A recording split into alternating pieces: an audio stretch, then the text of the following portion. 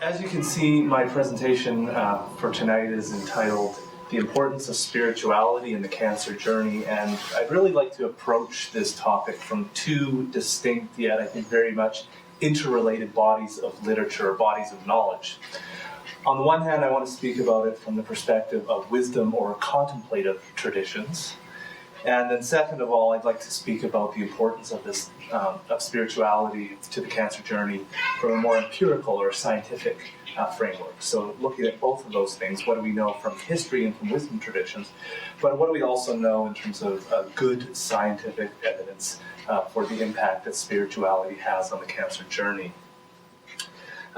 As you guys are probably more aware than certainly I am, cancer is not simply a biomedical event that is confined to a certain region of our body. It is as much a spiritual crisis as it is a physical and a medical crisis. It causes us to look at questions of deep meaning of what it means to be a human being and what we really believe in terms of the grand scheme of things, whether we use the language of God, the universe, a higher power, essence, energy. I think that is secondary to this overall quest or journey that I call spirituality. But cancer focuses or forces us to ask questions that I think many of us didn't have the courage to ask previously. We're going to talk about some of those questions tonight, and I certainly would like this to be a conversation more than a lecture, but I don't want to put you on the spot. But I certainly would invite your thoughts, as you guys are really the real experts, I would say, in terms of what we call the cancer journey. But like this picture, I think cancer really causes us to ask those deep questions that I was talking about. It causes us to ask questions of what does it mean to be a true human being, and it really brings the questions that are very much in the background of our lives into the foreground. We find ourselves reflecting on things that we previously maybe didn't spend time reflecting on, and in some sense we really feel, as this picture sort of indicates, that life is kind of a blur behind us. The life that we used to know, the new normal that was spoken about earlier, is kind of a blur, and now we become the focal point, or we become that person that has that label of cancer over our head, and it feels very precarious. So while it certainly can shake us up, we also know from those who've walked this journey before us that it can be often a time of tremendous personal and spiritual growth as we reflect on the meaning of life, where meaning came from in the past in our life, where we experience it in the present, and ultimately, how do we want our lives to look in the future? Where do we want to get meaning or ascribe meaning from in the future? So today I'd like to just speak to you a little bit about the role of spirituality and what it plays within the cancer journey. And I'm really not focusing so much on surviving, but how can you actually thrive throughout that cancer journey, whether it's at the point of diagnosis, after treatment, or as we have many people in this center that are 12, 15, 20 years survivors. How do you live a new life from that new normal? I think an important starting point for our conversation today is what exactly is spirituality and how is it important to cancer care? So leading health organizations and researchers have really begun to recognize the importance of spirituality to human health and within comprehensive cancer care specifically. As you can see here, whether it's the standards of psychosocial oncology, there's survivorship guidelines of the Canadian Partnership Against Cancer, national healthcare policy, or provincial healthcare policy here in Alberta, spiritual well-being is increasingly recognized as a core dimension of human health. Now, while endorsement at a policy level is obviously important, I think the voices that really matter the most are those of patients, those people for whom really understand the importance of spirituality within the cancer journey. So I think the important question that we're going to ask is, what is the importance, as you can see there, of spirituality to cancer patients? And what we find very quickly is that patients have consistently told us that they consider spirituality to be an important aspect of their health and their life in general. An aspect of their lives, as we can see there, that they would like their healthcare professionals to address and consider as part of their comprehensive care. And we're not just speaking about spiritual care professionals such as myself or supportive care people that are kind of geared that way, they're not just asking those people to ask those questions. Patients are actually telling us that I would like my physician, my family physician, my nurse, people that I come in contact with that are concerned about my health, to ask me the importance of spirituality in my life. So spirituality is particularly important in the cancer journey, where studies have consistently shown that the vast majority of patients consider religion and or spirituality to play a prominent role in their overall cancer experience. Despite patients identifying the importance of spirituality when facing a cancer diagnosis, what we also know is that healthcare professionals struggle and are challenged to address these needs effectively, with only 6% of cancer clinicians inquiring about this vital yet often overlooked domain of health. So the question becomes, what is spirituality? And I think it's one of those topics that is deeply personal. We know what that means for us as individuals. We have a sense of what that is. But if I were to ask each of you here today to articulate or to provide me with a definition of spirituality, your personal definition, I think all of us would struggle to put into words that very important, vital aspect of our lives. We might have some words that are very similar to the definitions of other people that are here today. An individual sense of peace, meaning, or purpose is a big part of the National Cancer Institute's definition of spirituality. But as I said, it's hard to articulate into words. It's kind of like love. It's difficult to define. In some sense, it's the most sacred and human dimension that pervades words. And when we look at other things like peace, hope, meaning, family, relationships, these are all words that are vitally important, but yet they seem to escape our ability to kind of control them or to describe them through language.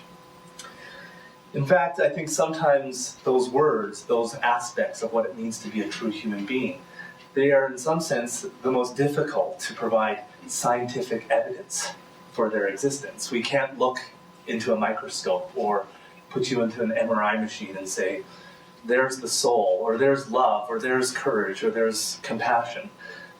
Yet those are the things that make us human beings. Now, as I mentioned, each of us might have a specific image that comes to mind when we speak about the sacred. But no matter how we personalize this for ourselves, these definitions, our definitions, speak to a general framework. A framework of meaning and purpose that informs and guides the way that we live our lives.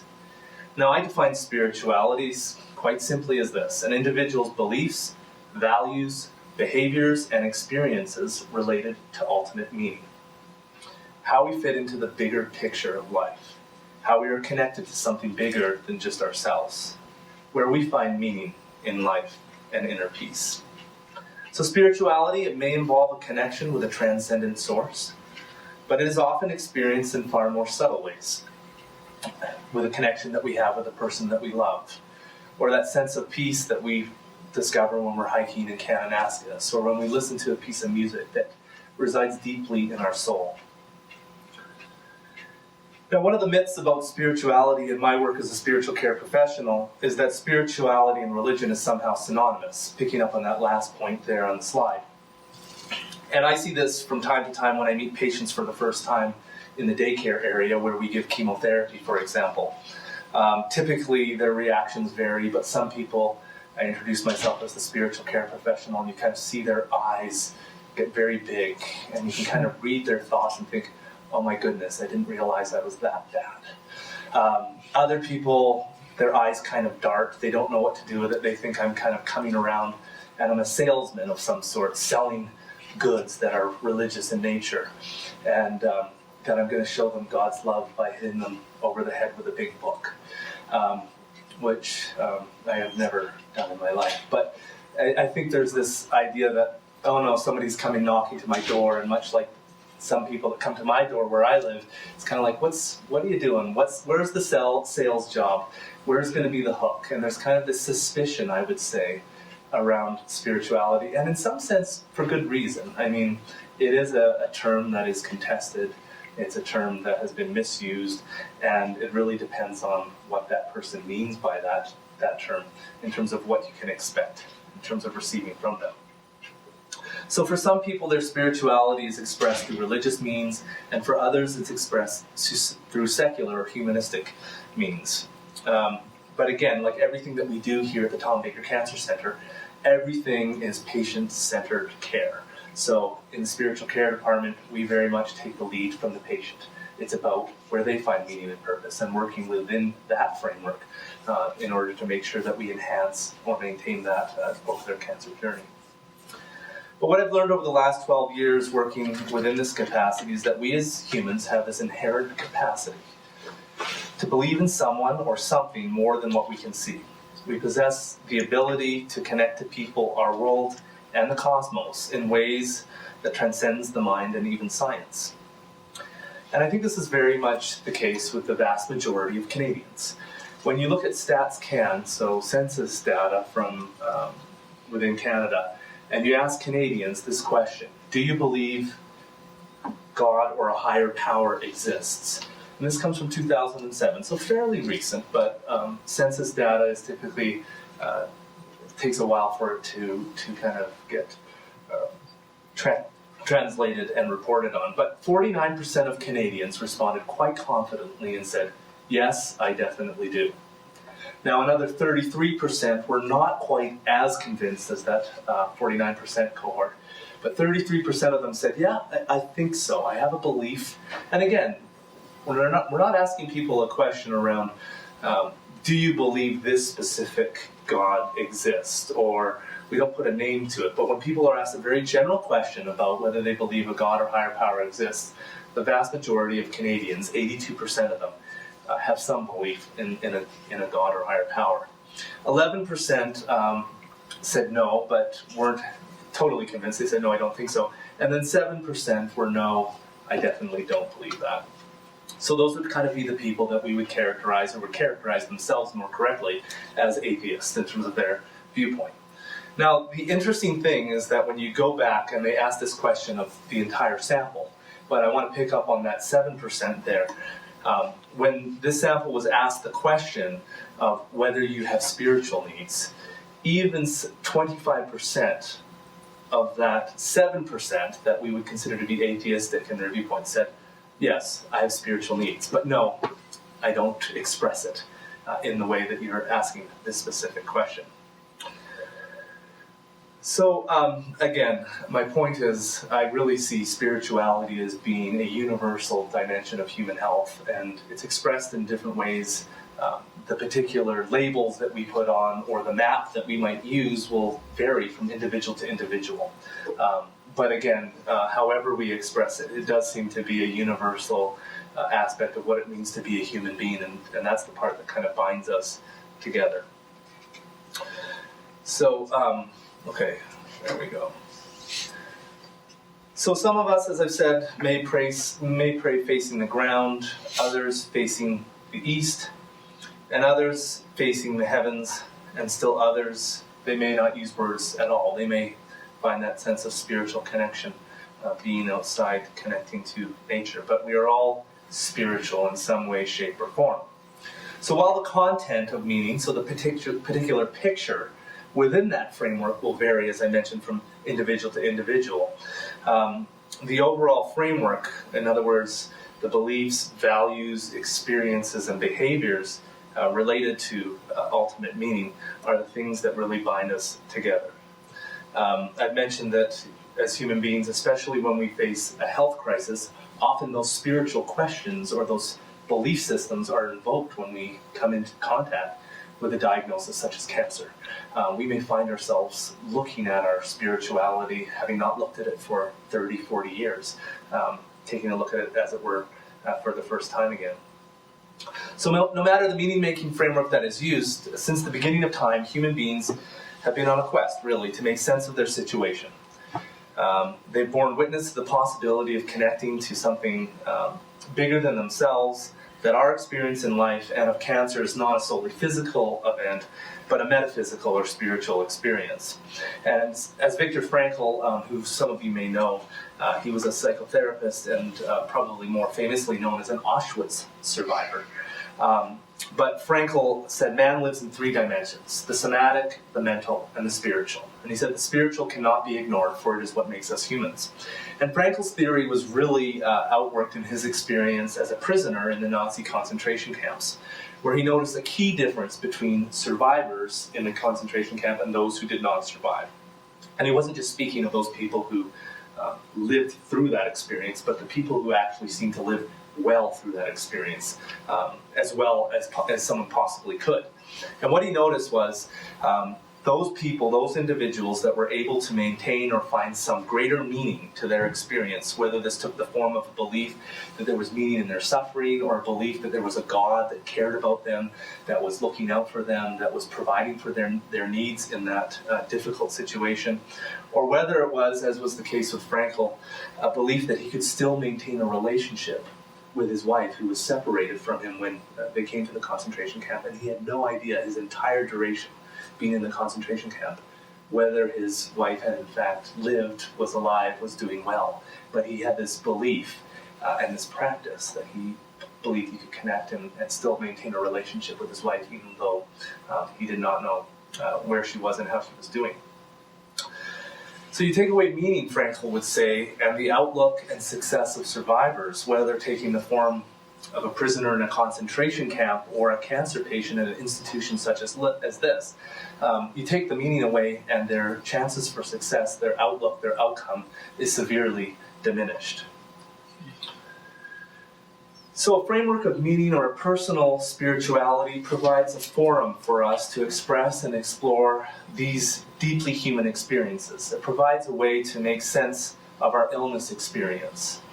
It is not just a coping strategy, and I think that's one of the differences that certainly I bring from my perspective as a spiritual care professional. You often hear the healthcare literature speaking of spirituality or religion like it's a coping strategy, which kind of sounds to me like it's a little imaginary friend that you talk to, and somehow it has some therapeutic effect, even though it's made up and it's imaginary. I think, what evidence shows us, not only in terms of wisdom traditions, but in terms of even science and people's experience, is that there's something that we connect to. There's something much bigger than ourselves that people have been connecting to for decades. It's a real and reciprocal relationship in some sense, where we receive strength, wisdom, hope, and peace from a higher power. So in some sense, spirituality ascribes meaning to our suffering. It doesn't function as a panacea or a silver bullet. It provides a vehicle for making sense of our suffering, as Frankl and Rabbi Earl Grollman here make note of. So like I said, it's really the individual's journey to determine what the content is of their spirituality. But what we know, both from research and I would argue from faith traditions, is that neither spiritual growth nor God is dependent on specifics. However humans have cried out, whether it's using a particular name or using specific language, it doesn't seem to be as important as intent. The spiritual or the sacred really hears our prayers, hears the prayers of all. There's no preferential path, I would argue. Is this making some sense? I'm hoping that you feel this is engaging, but let me know if there's something you want me to stop on. So research has shown that it's really, when you look at spirituality, they kind of break it into two different parts when they're measuring spirituality. There's what's called the meaning and peace kind of subscale of spirituality, and then there's what's called the religion or faith aspect of spirituality.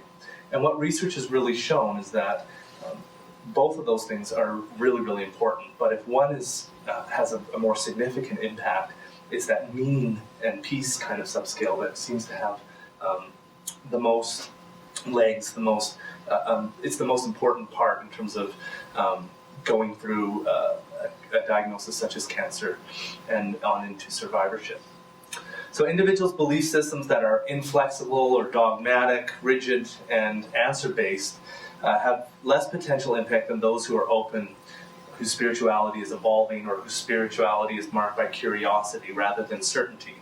And it's really that aspect that seems to be the most important. So it's the dynamic, the experiential aspect that seems to have its greatest impact. Martin Buber, who was a Jewish theologian, he once said that the God who is known is not God. or the God who can be named, I should say more correctly, is not God. And what Martin Buber was really, I think, getting at was that once you've sort of figured out God, or you've developed a dogmatic, sort of systematic theology, or you have considered yourself in some way a spiritual master, or somehow that you've arrived spiritually, you are in fact the farthest away from spiritual awakening. That you need to kind of have that open, dynamic, evolving kind of approach to things, because you can't put spirituality or God in a box. So, and I would encourage you to ask yourself this question: when have you experienced the most spiritual growth in your life? So just think about that. Again, it's one of those questions that I'm not going to ask an answer for, but I just want you to reflect on that. When have you experienced the most spiritual growth in your life, or when have you felt the greatest sense of spiritual well-being? And it may be a number of points in your life, but think of one or two that kind of stick out for you. And after you've done that, I want you to think about what was immediately preceding that season of spiritual growth. What did it look like kind of before that, in the months that led up to that moment or that season that you felt, that you had a significant sense of spiritual growth? Now, if you're like most people, that second question typically is a season of suffering, or a season of questioning, a season of exploring your spirituality, where you may have felt disillusioned.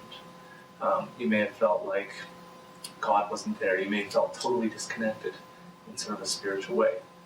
And that's very much consistent with what we've learned from wisdom traditions or faith traditions or spiritual leaders, that some of the people that we consider to be the greatest spiritual leaders in our lives are those people who are well aware and have had close company with suffering. As one of my favorite sages put it, this is Master Oogway, one often meets his destiny on the road he takes to avoid it. And these are the kind of movies that I get to watch now. I have 2 small children. I couldn't tell you what an adult box office hit would be. I just watch Disney and Pixar, basically. So, and ironically, I obviously get something out of them, as you can see. A colleague of mine said to me once that God often meets us in our areas of greatest resistance. So none of us willfully, I should say, choose to experience suffering. In fact, I think we spend most of our time trying to avoid it. I know personally that I would much rather have the Coles Note version of kind of spiritual growth and suffering and be able to read it over a coffee rather than having to go through it myself. But history teaches us, both history in general and our own history, that we often have a clear sense of purpose as a result of going through experiences that we so desperately try to avoid. And I think there's tons of analogies that I could draw from, but from within the Buddhist tradition, they often use this image or the symbol of the lotus flower.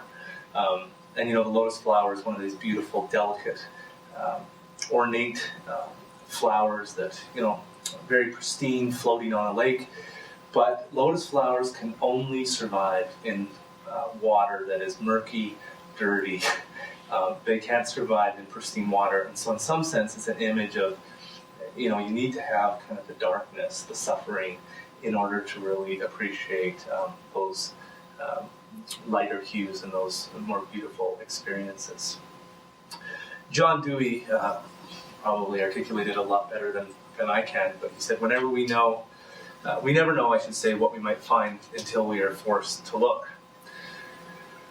Now, while spirituality is obviously has a particular positive effect on the emotional or subjective experiences of cancer survivorship, we know that when we fail to acknowledge or address spiritual issues, spiritual questions, people become more susceptible to spiritual distress, which basically is a form of distress that consists of a loss of dignity, death anxiety, meaninglessness, hopelessness, conflicted beliefs, guilt, and demoralization.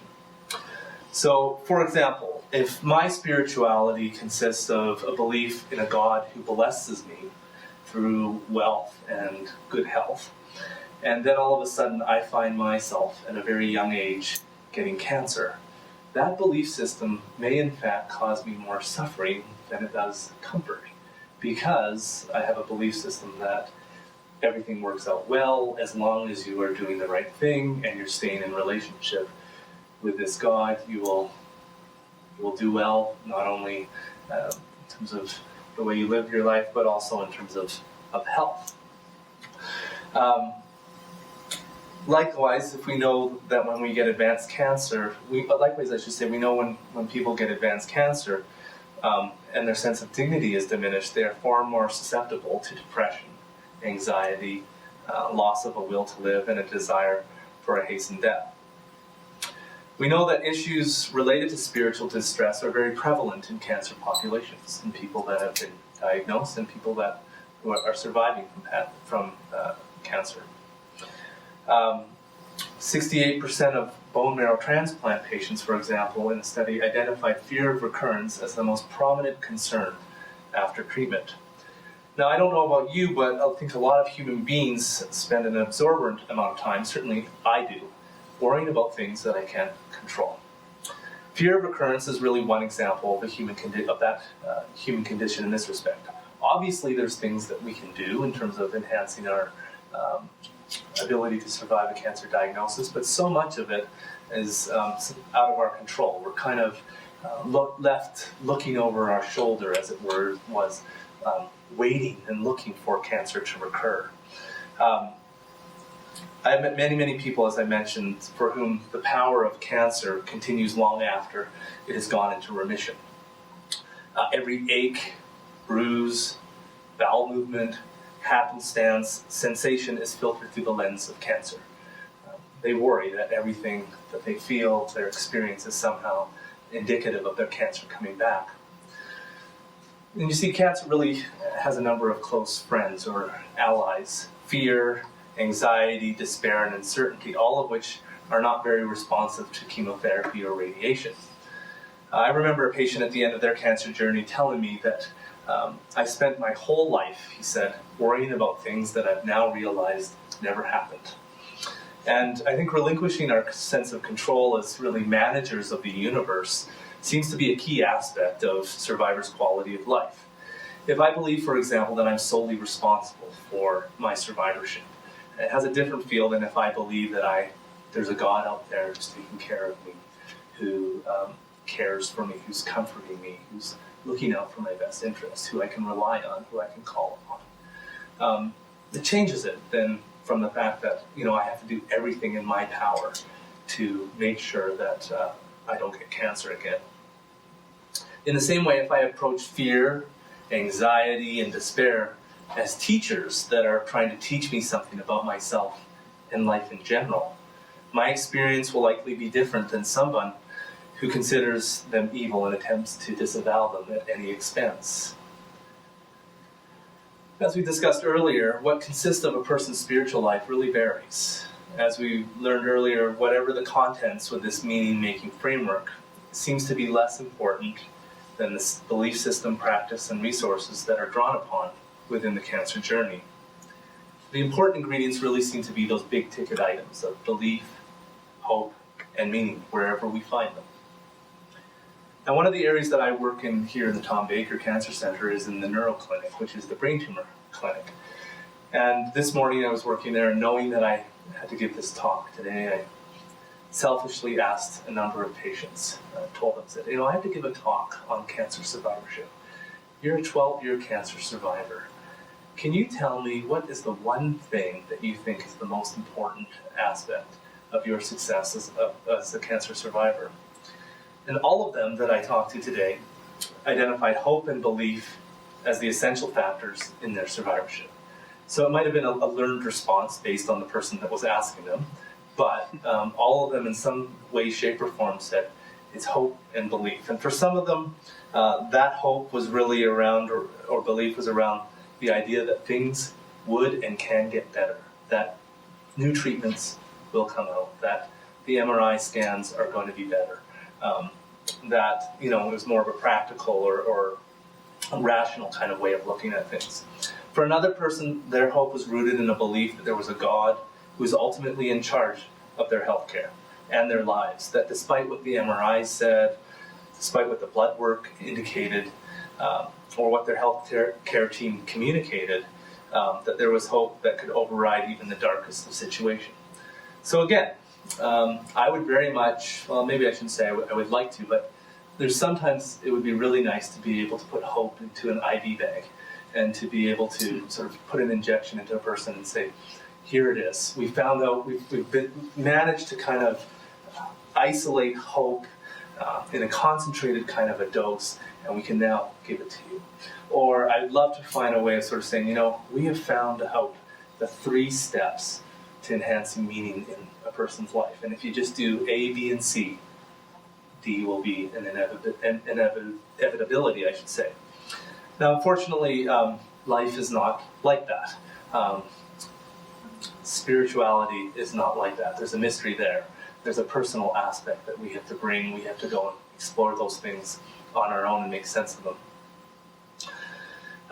And as you can see, cancer survivors with high levels of spirituality, as measured with validated tools that we now have, experienced significantly lower levels of worry at 6 and 12 months post-treatment than those with low levels of spirituality. And again, I think the difficulty is interpreting, okay, why is this the case? Are there other things that are kind of going on behind the scenes? But I think the take-home message is that there's something there that allows people to effectively go through this experience and not to worry, not to experience as much despair, as much depression, anxiety, as those who do not have that kind of meaning-making framework that I've been referring to. So I think an important question, an overarching question for our time tonight is, what role does spirituality play in the cancer journey?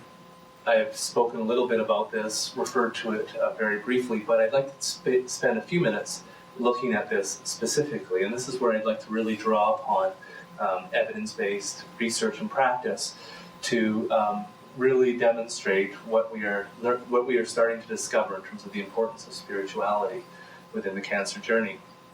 As I mentioned, issues related to spiritual distress are becoming increasingly prevalent amongst cancer survivors. 44% of advanced cancer patients, for example, identified spiritual distress as a frequent and significant issue in their lives. Another study looking at spiritual pain, which is very much a related concept, 96% of advanced cancer patients could actually identify a time in their life that they would describe as experiencing spiritual pain. And I think more importantly, 61% of that sample actually reported having that experience at the time of study in their cancer treatment. Now, conversely, when these issues are addressed and a positive sense of spiritual well-being is reported, patients are less likely to feel hopeless, to desire a hastened death, to suffer from anxiety, to lose their will to live, and to be depressed. And again, I'm not going to spend a lot of time on this rather boring and rather dense slide, if I may say so myself. But again, this is really to drive home the fact that there's a lot of research that's being done that is showing a very powerful effect that spirituality has on these different dimensions of our experience as humans. One of the things that I will pick up on is that second point near the bottom. This is a study that actually comes out of Thunder Bay, a pretty large sample of 292 cancer outpatients. And they asked these individuals, can you please tell us what are the most utilized and effective coping methods that you use in going through your cancer experience and after treatment? Prayer was, as I mentioned there, the single most utilized and effective coping method identified by this group of 292 cancer outpatients. And again, this is a sample that's diverse in terms of its background. They're not just, it's not a study on prayer that you're going to attract all of these people who know the power of prayer. This is a sample where they're asking them a battery of questions. Religious coping was the third most significant result, and that came somewhere around 43%. Music was another one in terms of being highly endorsed. And interestingly, group therapy and individual counseling, kind of the bread and butter, as it were, of people like me in terms of what we offer here in our profession and in terms of what we offer in terms of services, those were ranked at 22% and 11%. So in some sense, prayer is obviously a key way that people cope with a cancer diagnosis. And it's not to say that any of those other things are not important. To be quite honest with you, it's just far easier for me in the moment to pray than to kind of go, I'd like to make a booking with my psychologist or my spiritual care professional a week down the road. It's just a far easier way to deal with things in the moment. But it certainly doesn't take away from those other things. But I think it really enunciates that cancer patients are using spiritual means or spiritual practices to make sense of their experience of cancer. That last point there, I'll just pick up on a little bit here. Nelson and colleagues reported that spirituality and religiosity had a statistically significant negative association with depression. So in some sense, as you can see by this lovely bar graph here, and basically what they did was they used two measures. One was the Hamilton Depression Rating Scale, so measuring people's level of depression. And then at the bottom, they were using a tool that's called the FACIT-SP, which is really a way of measuring spiritual well-being. It's a validated tool, and that's the tool that I was speaking about earlier that has these two components. One is kind of there's a subset of questions that are focused more on the meaning or peace aspects of spirituality, and then there's a second subsection that is really looking at faith. So religious adherence, religious identification, religious practice, and those sort of things. And obviously there's a huge interrelatedness to those two things. But what they found, as you can see by this graph, is that people with high levels of spirituality were statistically significantly less depressed than people who said they had low levels of spirituality. So in some sense, spirituality has a modifying effect on depression. It yields a much lower sort of effect on depressive symptoms. And as I mentioned, it was really those meaning and peace aspects that were important. Although the faith subscale was significant, but it did not have as high of an impact as those more active, dynamic, or experiential aspects of spirituality. Now, this study and a number of other studies have really identified spirituality's meaning and purpose dimension as being the key factor in spiritual well-being. And basically, what that really says to me is, it's not so much about a ticky box on a little survey, and we say, I'm of this kind of background, or it's not just about going to a particular place one day of the week and showing up. It's that spirituality of everyday life, that evolving, active, dynamic aspect of continuing to connect and continuing to push into the spiritual questions that we bring. It's not a religion or a spirituality of the head so much as it is about the heart. Now, I think, we speak about the positive effects of spirituality, but I think we also have to remind ourselves that it can not necessarily be positive either. Sometimes it can take the form of yelling at the heavens or pushing into our despair, our disbelief, but whatever shape our spirituality takes, it is about working with the edges of our faith, keeping it dynamic, asking the questions, engaging those parts of our faith that are the most alive, whether they're sources of comfort or whether they're sources of deep questioning. It's really about asking those things, whether they be the good, the bad, or the ugly.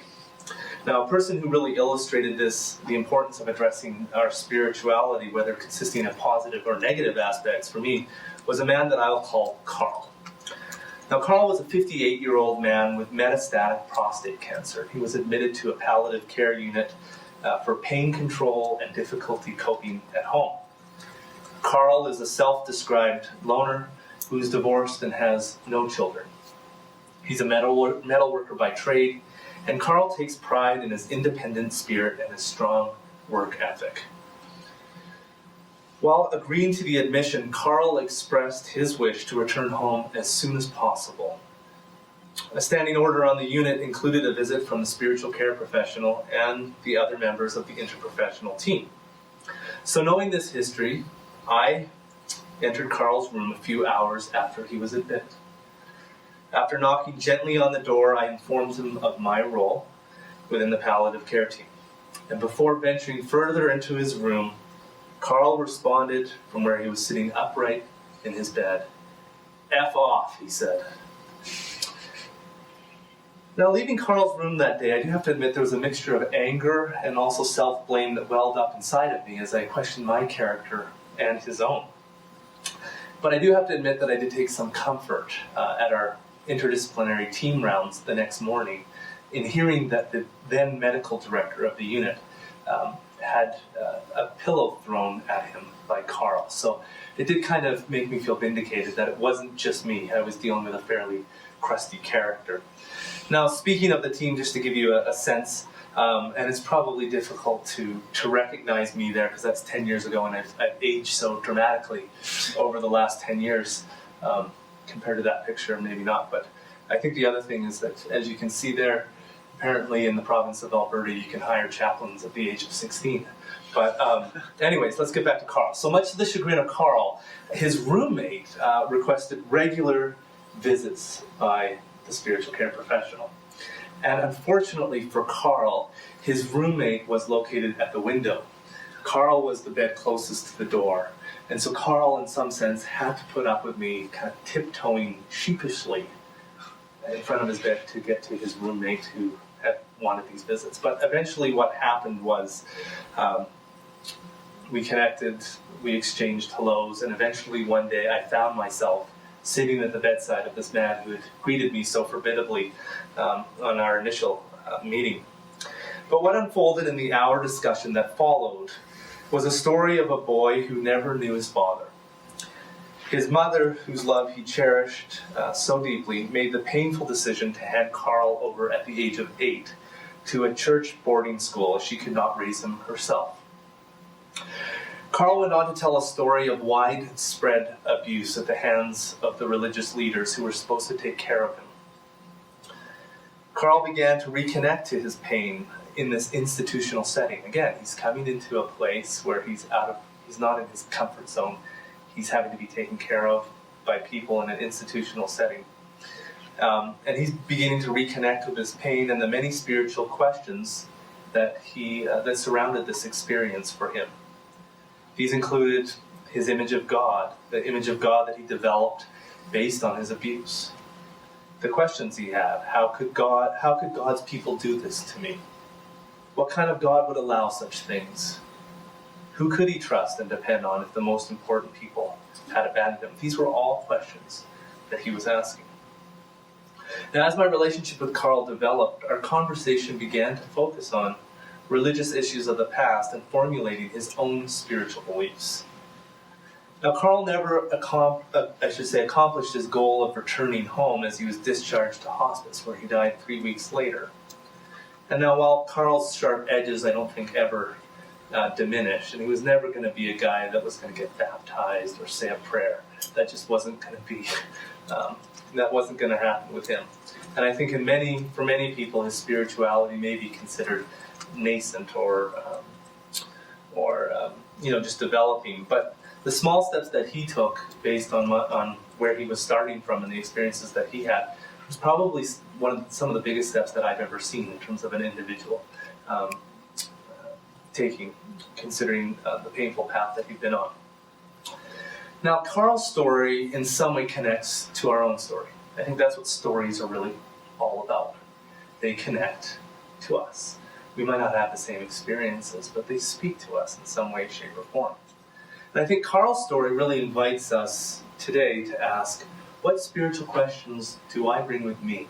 Do I carry into my cancer journey? Now, I hear a number of these questions in my clinical work, including, why is this happening to me? What did I do to deserve this? Where is God in this journey? And can this God be trusted?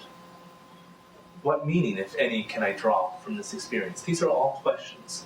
And again, people aren't sort of naming it as such, but you can hear it under what they're saying, under what they're describing.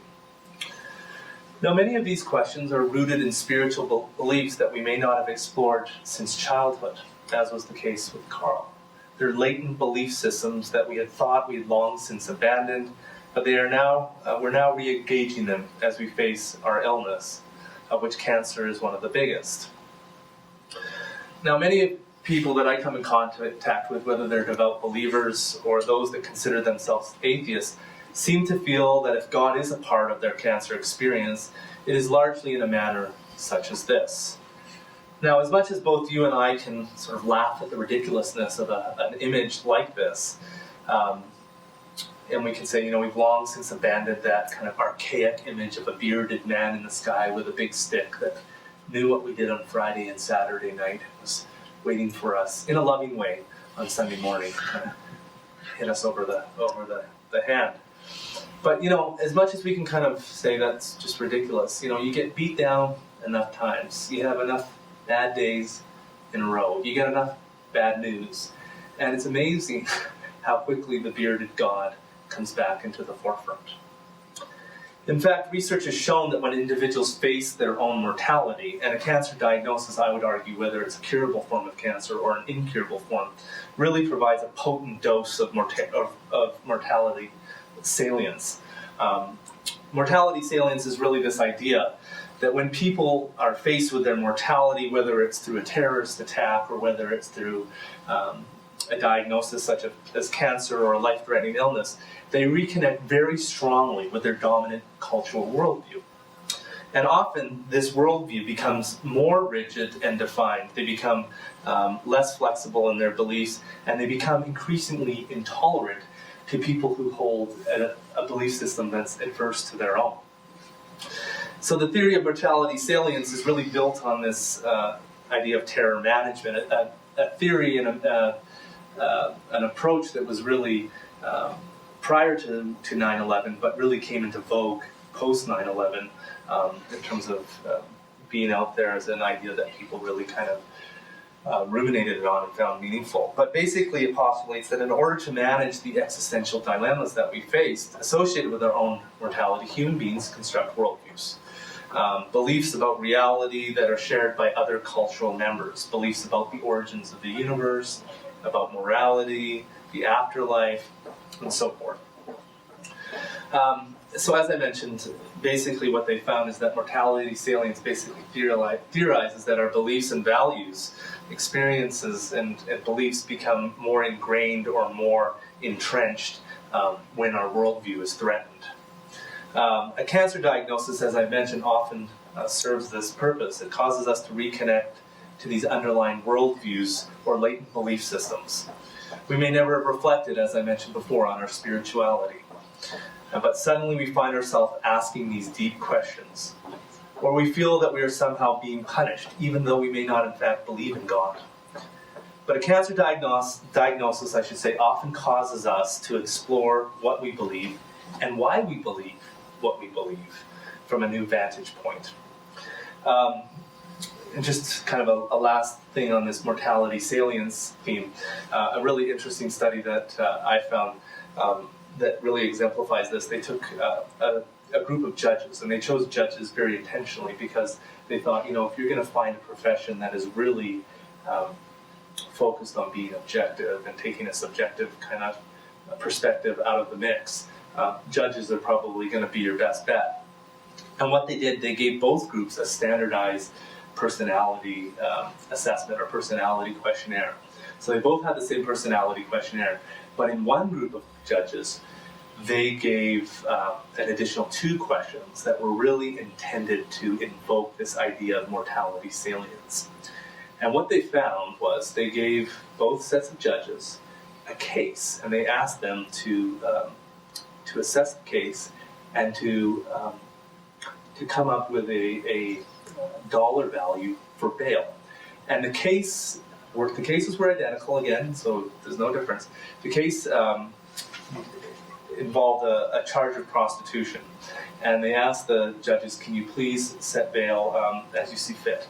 And what they found was in the group that did not have the additional questions that focused on mortality salience, bail was set at an average of $55.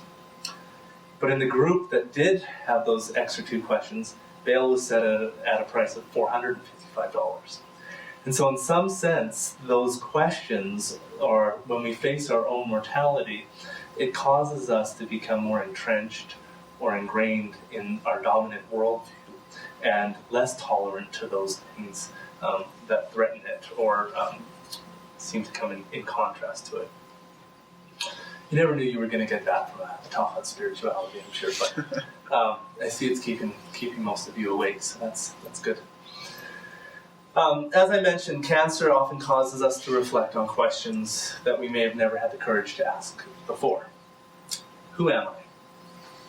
What is life really ultimately about? What really matters? What has my life been about up to this point, and how do I want to live my life from here on in? Or what pain do I carry with me, and how do I want to address it? But cancer survivors who allow themselves to reflect on these deep questions and to cultivate their own spirituality as they go through their illness experience have been shown to have higher levels of personal growth than those who do not address these issues. And I remember this really poignantly in my own experience when I was asking a patient a couple of years ago. He was a cancer survivor for 5 years, I think it was. And I asked him a question, and I can't remember how I put it to him exactly, but I said, people often speak of cancer being kind of a mile marker in their life. It forces them to look at things in a new way, and they somehow feel like they're a different person as a result of going through this. I mean, it's not the case for everyone, but you do hear that sentiment quite a lot, that cancer sort of shook me up. It made me focus on the things that were more important. And so I said, I didn't know you from before, but can you tell me, when you look back, what do you see about yourself today that's different than 5 years ago? And I always remember his answer. He looked me, very poignantly in the eye and said, probably the biggest difference is that I put my kids to bed at night, and I don't leave the home until they wake up in the morning. And I thought, well, that's a very interesting response. And he could kind of tell that. And he went on to tell me about how he lived his life before that. He was a pilot working up north. And he said, every day I woke up at 5:30. I was out of the house. My kids were in bed. I came home to the exact same thing. My kids sleeping. He said, when I got cancer, that changed. Now, I don't know whether we want to call that spirituality or simply a new perspective on life, but I think, what that's saying is that cancer provides us that opportunity sometimes if we let it and if we want it to really look at those deep questions that I'm here describing as spirituality.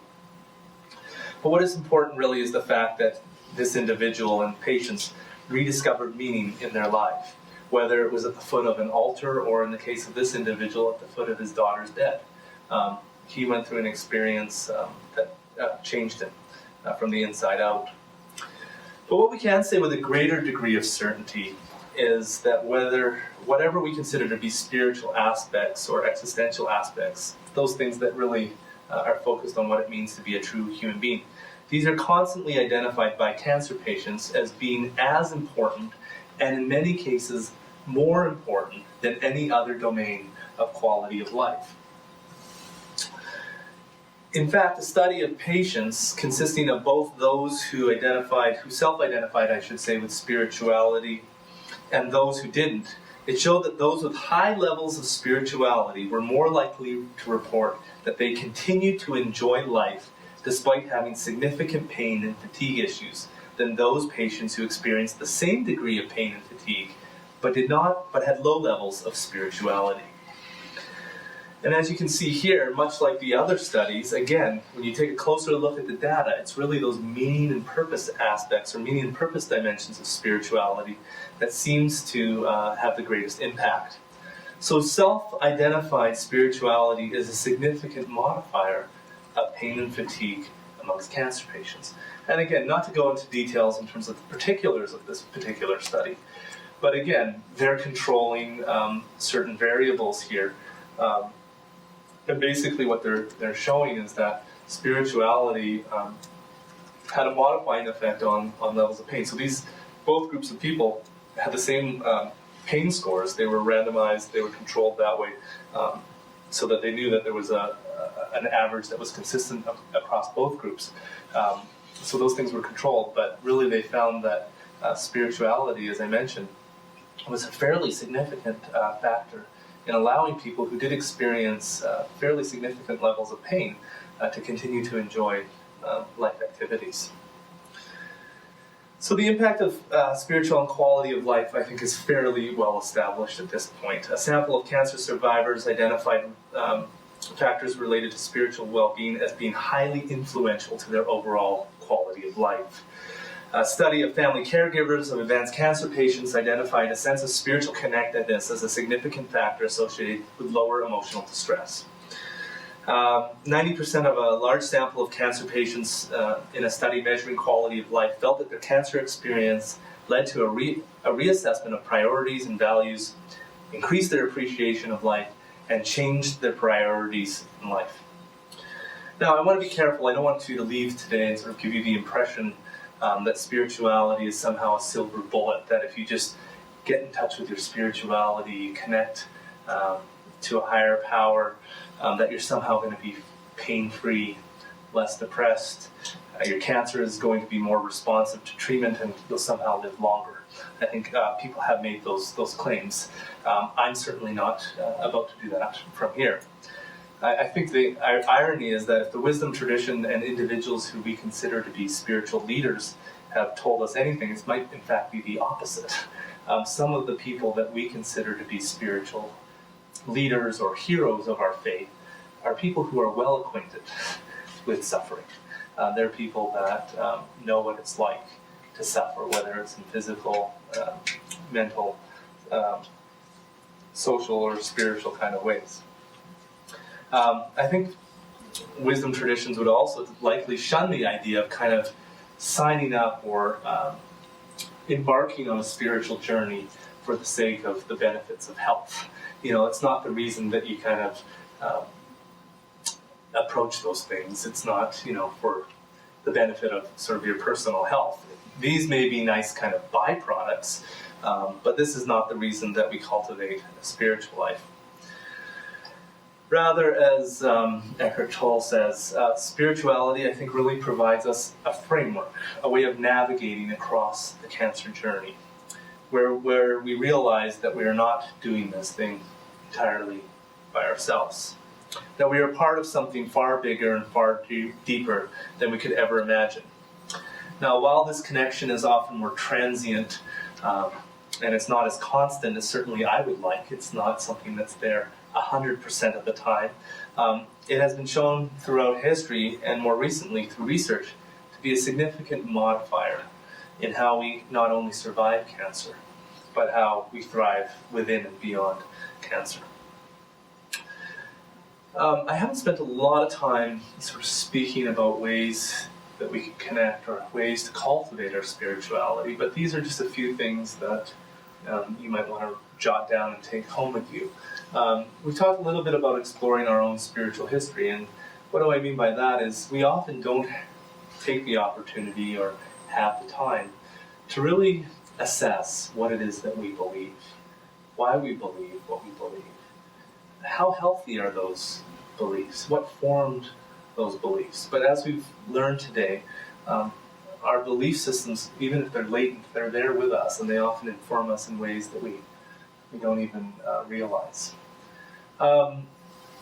Really, I think the bottom line is that we need to discover practices that help us to connect and be intentional. And like I said, these will vary from individual to individual. For some people, prayer is a very meaningful way of connecting in a spiritual way. Meditation, journaling, walks, music, scripture reading, all of these things have been shown to be vehicles or ways that people have cultivated a spirituality.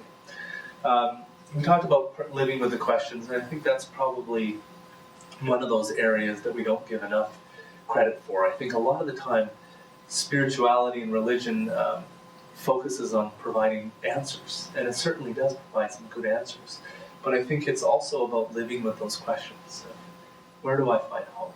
Or where is God in a given moment for me? Or how am I experiencing the sacred as I go through this cancer journey? What are the things that make sense to me? And what are the things that I'm still struggling with? But really to engage and to connect to that active or evolving aspect of spirituality. And I think in a real practical way, sometimes going through an experience like this allows us the possibility of reconnecting with a spiritual community, whether that be a church or a group that we're a part of. It's an opportunity for us to connect in that way. or to connect with a spiritual leader that we may have known in the past, and to reconnect in that respect.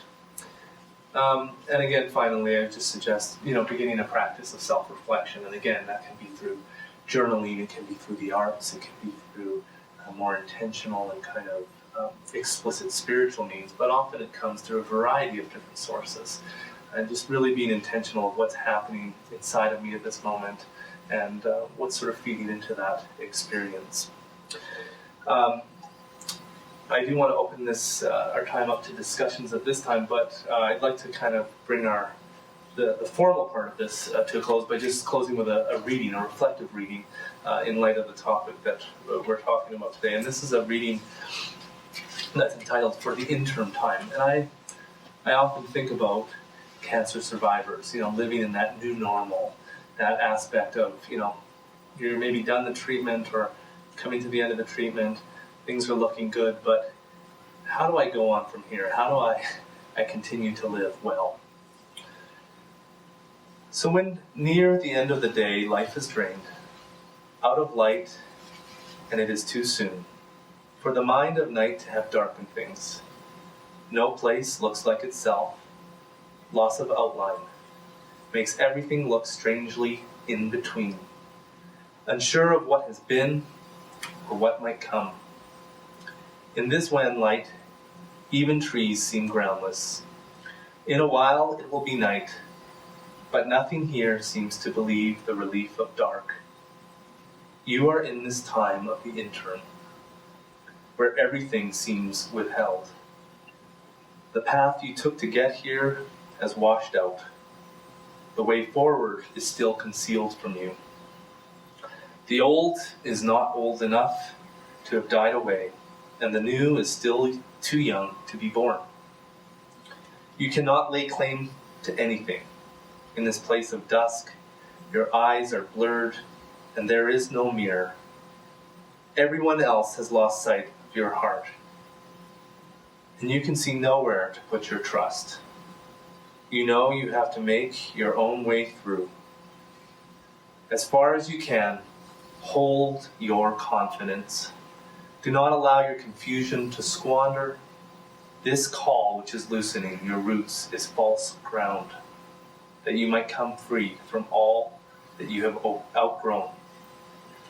What is being transfigured here is your mind, and it is difficult and slow to become new. The more faithfully you can endure here, the more refined your heart will become for your arrival in the new dawn.